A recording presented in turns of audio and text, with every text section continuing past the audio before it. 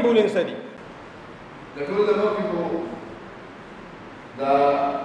کومه واقع دي زموږ ډسټرکټ کې د ماشین ولا افسوسناکه واقع زموږ د میډیا والا او د ایڈمنسټریشن د دې سره تړاو ده نو هغه واقع باندې ډېر په افسوس سره وایم چې دا قسمه څنګه چې زموږ شاید الله باندې ویلي نه څه خبره وکړي چې زموږ د نورو ضلعو تر ډېر غلط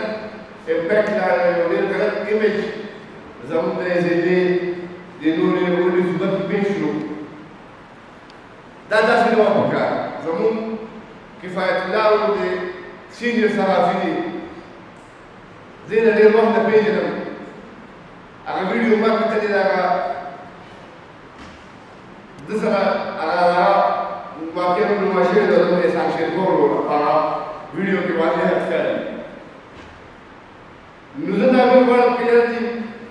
پریس والا یا میډیا والا دې ته دا حق حاصل دي دا د قوم د عوامو کا د سترګو حیثیت ساتي د نظر حیثیت ساتي چې په دې معاشره کې داسې کوم مسایل دي د دې عوامو چې هغې سره مخامخ دي او زموږ د نظر هغه شان دي هغه دین اوچتوي زموږ د مخې ته راولي او دا سرکاري افسرانو مخې ته راولي د هغې په ذریعه باندې د میډیا والا په ذریعه باندې هغه شکلونه زموږ مخې ته راځي د هغې د حل لپاره بیا موږ هم کوششونه کوو او دا افسران صاحبان دا بیوروکراسي د هغې لپاره کوششونه کوي نو که یو خبره دوی روچته کړو ډي سي صاحب دی په هغې باندې موقف اخیسته یا هغه ټیم کې هغه ډي سي صاحب بیزي وو یا ورسره مېلمانه وو یا هر څه خبره وه خو هغې چې کوم هغه رویه هغه وخت دوی سره استعمال کړی دی نو د هغې زه پروژو قضاوت کوم د هغې زه ډي سي صاحب ته چېرې داسې دا نه وه پکار چې په تا باندې یو شی بله ولګي چې د ضلعې مشر د ضلع کې تر ټولو نه مشر دی د ضلعې د باچا حیثیت تا ته خدای پاک درکړی دی یوه سره نو که یو سړی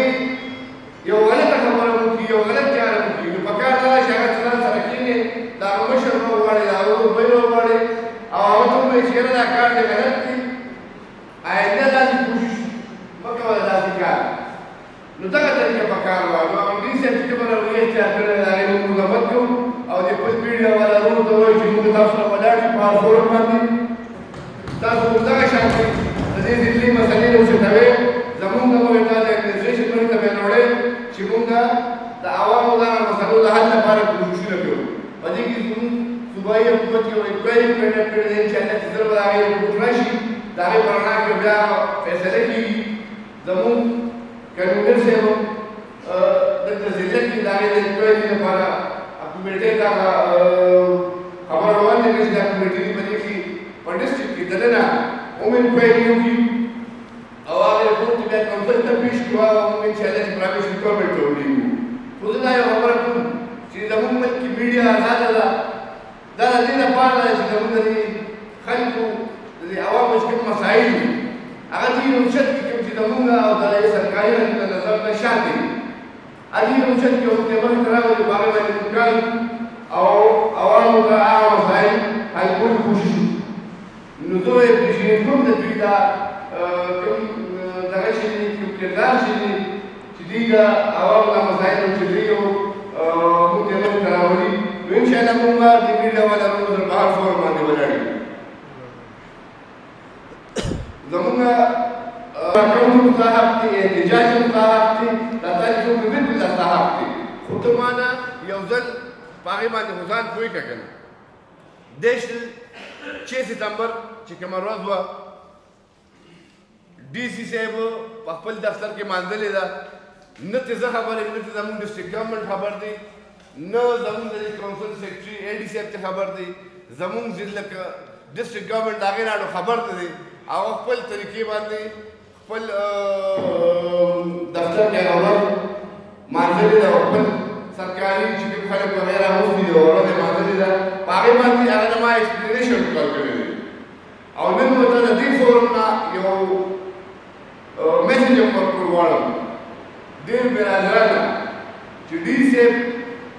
ته زموږ لورې ته زموږ ضلع کې زموږ د خلکو لپاره سروسز ورکړې نو موږ به ستا قدر کوو د زړه نه خو زموږ د خلکو له به عزت زموږ د ډسټرکټ ګورنمنټ له به عزت دا به ته ورکړې دا ته دلته د ضلعې کې ناست دی لپاره چې ته به د ضلعي حکومت دا به فیسیلیټیټ کړې د دې په یو شي باندې نه پوهېږي به پوهې او دې سره به ته تعاون کې دا ضلعي حکومت به ته چلې نو چې ته داسې کردار ادا کړې نو لازمي ده چې دا ضلع کونسل به ټول ستا اګینسټ کېږي کوم چې ضلعي حکومت د دې ضلع کونسل نه جوړ شوی دی نو چې کله دا ستا اګینسټ شو نو دا ضلع کونسل چې کوم افسر په دې ضلع کې چې هغه ضلع کې د وخت یې ونیسي نه پاتې کېږي نو دا څنګه په ریکوست سره وایي چې دا د تاکم د چیز تمر دا اوس خپل دفتر کې باندې آینده داسې یو کار ونشي چې هغه د ضلعي حکومت خبر دی یا د ضلعي حکومت اپروول تا سره نه او ته هغه کار په دې ضلع کې وکړي ځکه چې ضلع کې سم کېږي د دې لپاره تا ته فنډینګ چې دی دا ضلع کونسل کوي دا ضلع کونسل تا فیسیلیټیټ کوي ته بیا وکړي هغه کارونه کوي نو زه ستاسو د میډیا په وساتت د کونسل په وساتت دې سیستم ته وایم چې آینده لږ شرکت کوه د دې ضلع کونسل عزت دا په تا باندې فرض دی د دې ضلع کونسل ته عزت ورکړې او هر یو قدم چې دی نو د دې ضلع کونسل یا د ډسټرکټ ګورنمنټ نه به اپروول هلې بیا به کار کوي همدغه شان کې د شهردارکارۍ نامه ورکړي دي کوم چې تاسو به خپلو افسرانو باندې راوړي افسرانو نامونه د دې تاسو دا کوم چلو دي نو دا د سرکاري افسرانو مهم نه دي دا د حکومت مهم دي دا حکومت پاکستان مهم دي دا د دوی حکومت مهم دي دا د ضلعي حکومت ډایرکټ خلک چې کوم دي دا به د دوی په ذریعه باندې کېږي نو دا دوه سټیټ ته شوي دي ما د نیشنل کار کړی دی خو آینده دې شیدو ته ډېر زیات خیال کوه